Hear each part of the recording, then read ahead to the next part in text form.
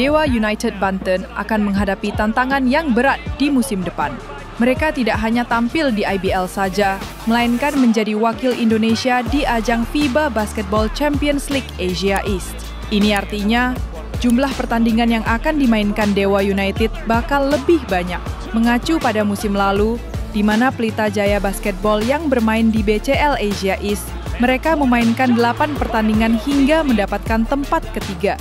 Jika ditambahkan dengan musim reguler IBL, maka tim yang tampil di FIBA BCL Asia East bisa bermain 34 pertandingan.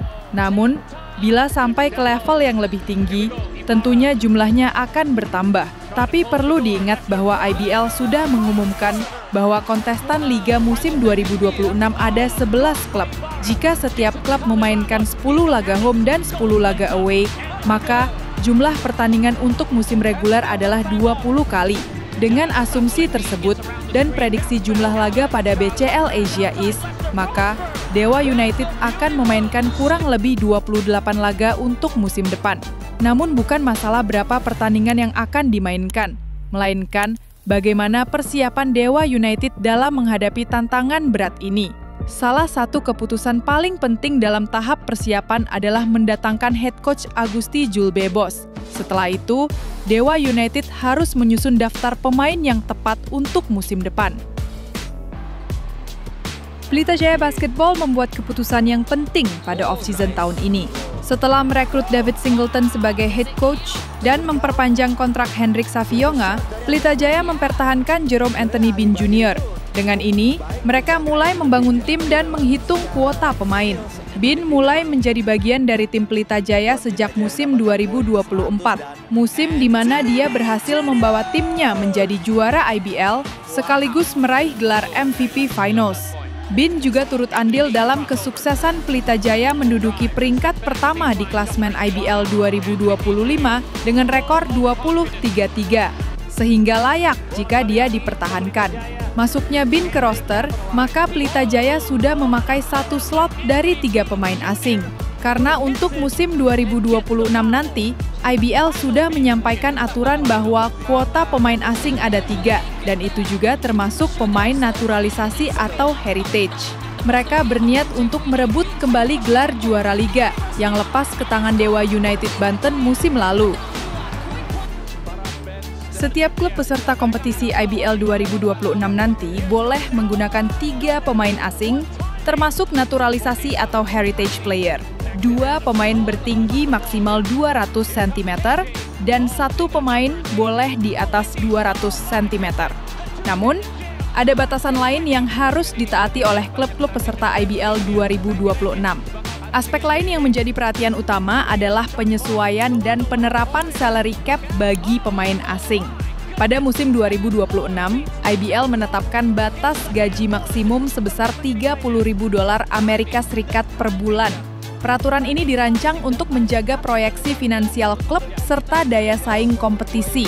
Nominal sebesar $30.000 Amerika Serikat didasarkan pada rataan pengeluaran klub pada musim 2025 untuk 3 pemain asing dan 1 pemain naturalisasi atau heritage berada di kisaran $27.000 Amerika Serikat. Adapun angka tersebut merupakan akumulasi nominal yang tertera pada setiap kontrak yang diserahkan kepada liga saat sebelum pendaftaran roster. Klub yang melampaui batas tersebut akan dikenai denda progresif, mulai dari denda 1:1 hingga 1:3, potongan subsidi, bahkan sampai pengurangan poin bagi yang paling besar kelebihannya. Tim yang melebihi nominal wajib membayarkan ke IBL dan akan didistribusikan kepada tim yang tidak melakukan pelanggaran. Dalam hal pengawasan, IBL membentuk tim khusus atau disebut Governance and Compliance Committee, sebuah komite khusus yang akan dipimpin oleh David Crocker. Melalui kebijakan ini, IBL berharap tercipta persaingan yang lebih sehat, transparan, dan merata di antara seluruh klub peserta, sekaligus meningkatkan profesionalisme liga menuju standar internasional. Tim putri U17 3x3 Indonesia membuat sejarah dengan menjadi juara SIABA 3x3 U17 di Singapura 27-28 September lalu. Hasil ini jelas membuat insan bola basket Indonesia bangga. Salah satu orang yang memiliki kebanggaan lebih besar daripada kita semua barangkali adalah Romy Kristanto Chandra. Bagaimana tidak? Dua anggota tim Indonesia U17 itu adalah putri kembarnya, Kayla Rara Imani dan Kamila Rara Islami. Dua pemain lainnya adalah Joanne Giovanni dan Nikade Winda Sandia Kanita. Satu lagi anak kembar Romy, sapaan karibnya, adalah sang putra Karim yang juga menggeluti bola basket. Gepeng bangga anak-anaknya bisa menuai prestasi di olahraga basket, walaupun semula ada sedikit pemaksaan dari sang ayah agar mereka berlatih basket. Kayla dan Kamila juga Karim dilatih sendiri oleh Romy di klub dan akademi bola basket yang dia dirikan, Warriors. Setelah pensiun dari bola basket profesional dan menjadi bintang di klub-klub IM Texmaco, Aspak, dan Pelita Jaya, Romy mendirikan Akademi Bola Basket Warriors bersama rekan dan tandem mautnya di lapangan, Ali Budimansyah. Bersama rekan-rekannya, dia mencoba memberikan basic fundamental yang bagus buat anak-anak yang ingin menekuni bola basket. Karir Gepeng sebagai pemain cukup panjang dan bersinar. Dia sudah masuk timnas dan merebut medali perunggu SEA Games 1993 Singapura. Medali sama direbut di Brunei tahun 1999, kemudian medali perak SEA Games 2001 di Malaysia.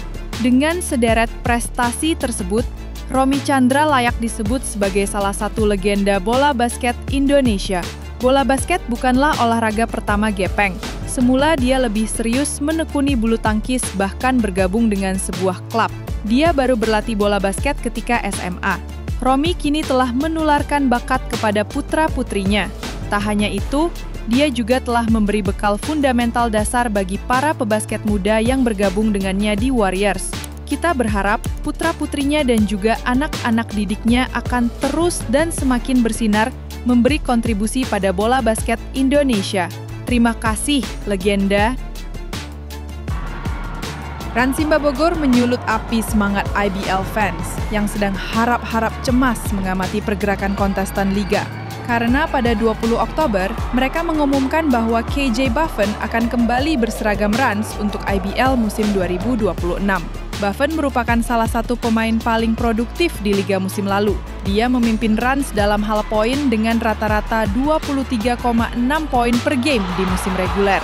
Dia juga tampil luar biasa di babak playoffs dengan mencetak 27,2 poin per game dan 12,2 rebound per game untuk membawa Rans sampai ke babak semifinal.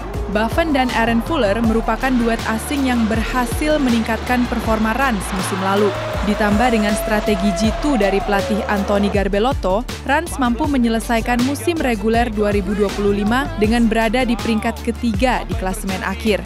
Buffen sendiri menempati peringkat kelima dalam stats leaders untuk points per game. Mengembalikan Buffen menjadi langkah yang bagus untuk Rans sebagai awal dari persiapan tim menuju musim depan. Dengan kehadiran Buffen, maka slot pemain asing Rans tinggal 2 orang.